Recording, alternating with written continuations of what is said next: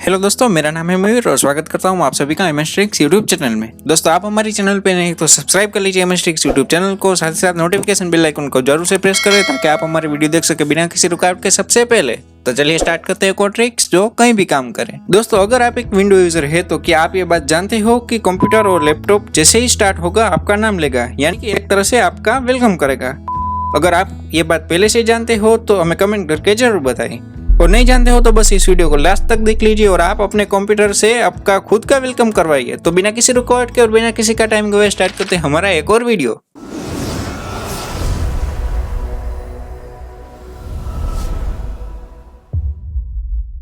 सबसे पहले आपको डेस्कटॉप होम स्क्रीन पर चले जाना है और वहां पर हमें राइट क्लिक करना है। जैसे राइट क्लिक करते हैं आपको न्यू पर जाना है और वहां से हमें उठा लेना है टेक्स्ट डॉक्यूमेंट। यहाँ पर देखिए दोस्तों, आपको दिख रहा होगा टेक्स्ट डॉक्यूमेंट, वहां पर हमें क्लिक करना है और उसके बाद हमें उसको स्टार्ट कर लेना है। जैसे ही स्टार्ट करते हैं दोस्तों, आपको यहाँ पर लिखना है डीम स्पीक्स। ओके दोस्तों, डीम स्पीक्स में आपको डी है वो जो कैपिटल रखना है और उसके बाद स्पीक्स लिखने के बाद आपको जो है वो कोमा करना होगा। ओके दोस्तों, इस तरह से आपको DIM स्पेस स्पीक्स और कोमा दे देना है और उसके बाद आपको जो है स्पीच। ओके दोस्तों, यहाँ पर आपको दिखाई दे रहा होगा SPEECH। ओके, जैसे हम स्पीच लिख लेते हैं दोस्तों, उसके बाद आपको एंटर करना है और अगेन आपको स्पीक्स लिखना है और उसके बाद आपको इक्वल टू करना है और उसके बाद आपको दोस्तों इक्वल टू करना है और उसके बाद आपको डबल इन्वर्टेड कोमा है वो स्टार्ट कर लेना और उसमें आपको लिखना है वेलकम टू और आपको अपना जो भी नाम आपको कंप्यूटर में से बुलवाना है वो आप यहाँ पर लिख लीजिए। यहाँ पर देखिए दोस्तों, मैं फिलहाल लिख लेता हूँ वेलकम टू MSTricks और उसके बाद हमें यहाँ पर डबल इन्वर्टेड कोमा है वो ओवर कर देना और उसके बाद हमें एंटर पर क्लिक करना है।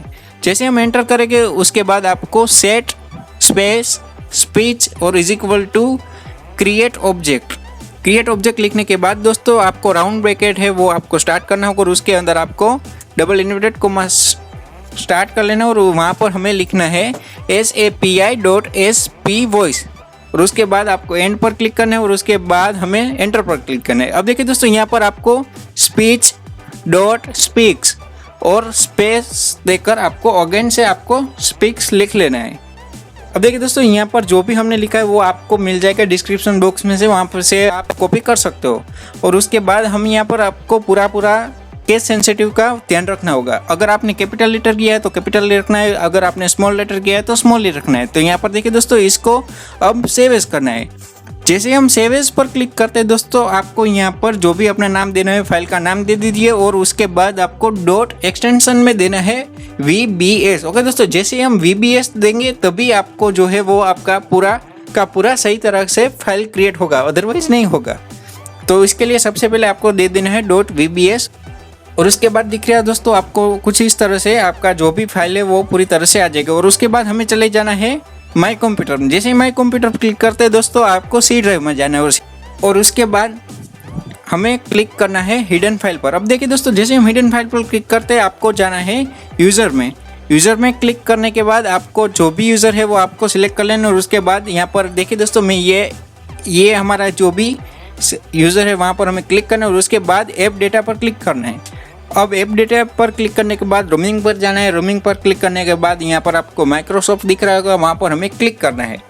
और जैसे माइक्रोसॉफ्ट पर क्लिक करते हैं आपको लास्ट में जाना है और क्लिक करना है विंडोज़ पर। ओके दोस्तों, यहाँ पर आपको दिख रहा होगा विंडोज़, वहाँ पर हमें क्लिक करना है। विंडोज़ पर क्लिक करने के बाद आपको स्टार्ट मेनू पर क्लिक करते आपको चले जाना है प्रोग्राम पर जाने के बाद आपको क्लिक करना है स्टार्टअप पर।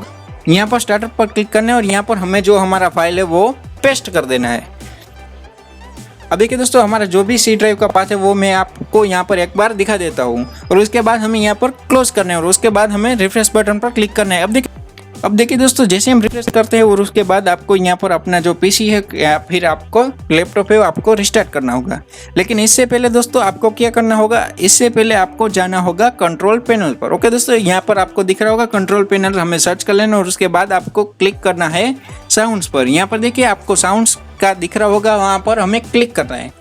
अब देखिए दोस्तों, जैसे हम साउंड पर क्लिक करते हैं आपको विंडोज डिफॉल्ट का यहाँ पर आपको ऑलरेडी सेट दिखाई दे रहा होगा। वहाँ पर हमें नो साउंड पर क्लिक करना है और उसके बाद हमें अप्लाई पर क्लिक करना है और उसके बाद हमें ओके बटन पर क्लिक करना है और अगेन हमें रिफ्रेश करना है। अब देखिए दोस्तों, रिफ्रेश करने के बाद आपको अपना पीसी या लैपटॉप है वो पूरी तरह से रिस्टार्ट कर लेना है। जैसे रिस्टार्ट करोगे आपका जो भी अपना कंप्यूटर यानी कि पीसी है या फिर आपका लैपटॉप है वो आपका वेलकम करेगा। तो दोस्तों इस तरह से आप भी अपना वेलकम करवा सकते हो आपके पीसी में से।